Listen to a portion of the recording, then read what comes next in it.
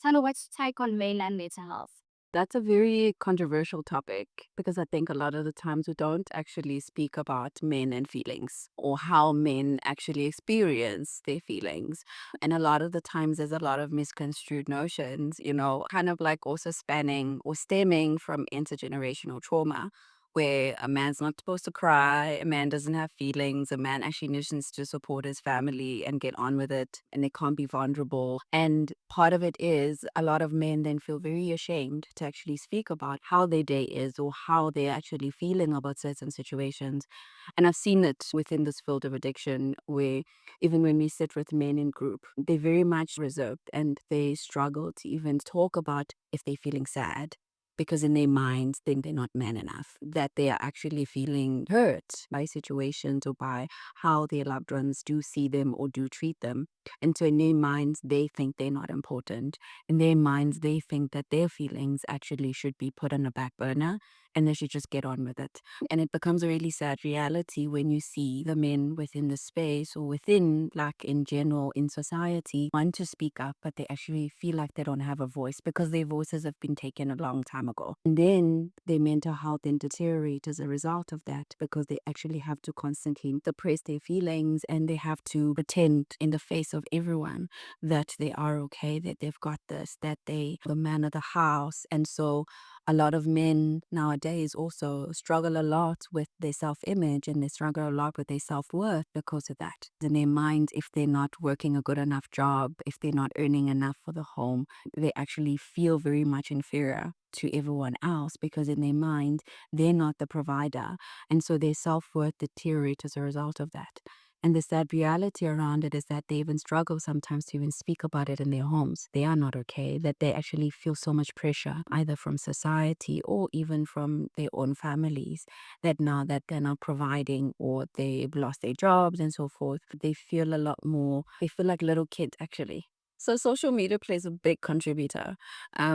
To actually how men hide their feelings. Because with the trends of a man should, if a man can't provide, then he's not man enough.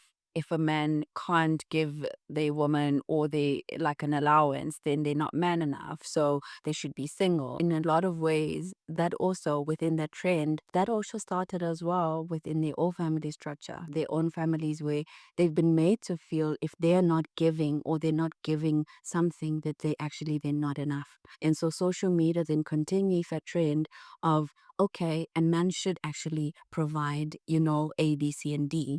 And if they can't provide B, C, D, it's almost like now he's less of a man. And part of it is we see a lot of men come into rehab very hurt and in a lot of pain, and they have to mask that pain because, again, they come into a space where there's probably also women within the space, and that very narrative in their minds is the same narrative that exists outside. And so when we then have to be within a therapeutic space with them, we actually have to provide what is called an emotional corrective experience, where we actually need to acknowledge their feelings and where they're coming from and how it feels for them, and actually validate, that they are actually also, they're human, like every one of us. We all experience emotions, and when we don't speak about them, that affect us. And when we don't actually engage honorably and honestly within ourselves, what happens is that in that moment, we're actually breaking down. And so I've seen men in therapy break down because they've been holding these tears in for so long. And that moment becomes a moment of relief because for once they've got in a space where they can actually be themselves. They don't have to be this idea that society thinks they need to actually, partake in or kind of fit into that box. Because in therapy, there's no box that you fit in. You just need to fit in within yourself. And when you can fit in with yourself, you get to actually understand and see yourself a little bit more and hear yourself a little more. And then you can then be able to also speak to the things that you are okay with and not okay with, not because of what your wife says, not because of what your mother says, not because of what your father says, but because actually of how you are. And that is very important, that honoring ourselves and honoring, a man to be able to honor themselves also means they need to honor their feelings.